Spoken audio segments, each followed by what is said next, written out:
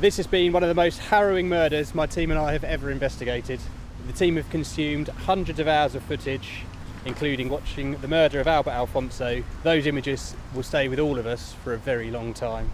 Paul and Albert were murdered in the most brutal and callous of ways. They had known one another for decades and were in a loving, caring relationship. They did not deserve to have their lives taken away in the most traumatising of circumstances, in the privacy of their own home, where they had welcomed Mosquera in. The couple had opened their door to a man so evil he would take advantage of their lively spirit and generosity and murder them to satisfy his own gains. The investigation has been incredibly complex. We have worked tirelessly to secure the trust of those who have been invaluable contributors to our investigation and build a catalogue of evidence which would ensure we brought Mosquera to justice. We're grateful to all of those who have helped us build this investigation, including Avon and Somerset Police, as well as the many witnesses who have provided detailed accounts of events which must have been extremely hard to share. I would also like to thank colleagues from the Crown Prosecution Service and Council for their efforts in this case. We've worked closely with the LGBT+ Independent Advisory Group, and I'm immensely grateful for their support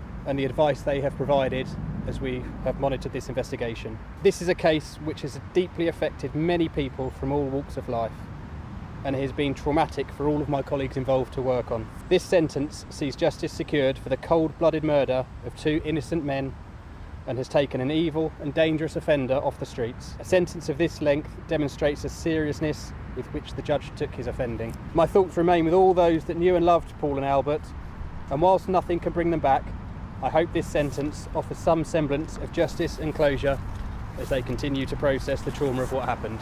First and foremost, our thoughts remain today with everyone who knew Paul Longworth and Albert Alfonso. Paul and Albert were taken from them in violent and brutal circumstances. It was clear that Yosta Mosquera planned and calculated every action in the lead up to the killings. This included the premeditated purchase of a chest freezer, internet searches on how to inflict fatal injuries, accessing financial documents, and accessing Albert's bank account in the immediate aftermath of the attack. It is with thanks to the diligent members of the public and the police investigation that he was caught, and we were able to piece together extensive evidence that fully revealed the horror of his crimes. This was not a straightforward case, despite initial appearances with Mosquera caught trying to dispose of the two bodies. He blamed Mr. Alfonso for the murder of Mr. Longworth, before he says he lost control and killed Mr. Alfonso.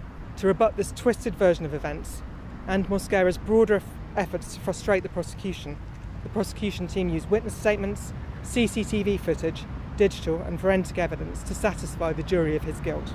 We hope that today's sentence brings some solace to all who knew Paul and Albert and reassures them that justice has been delivered. Thank you.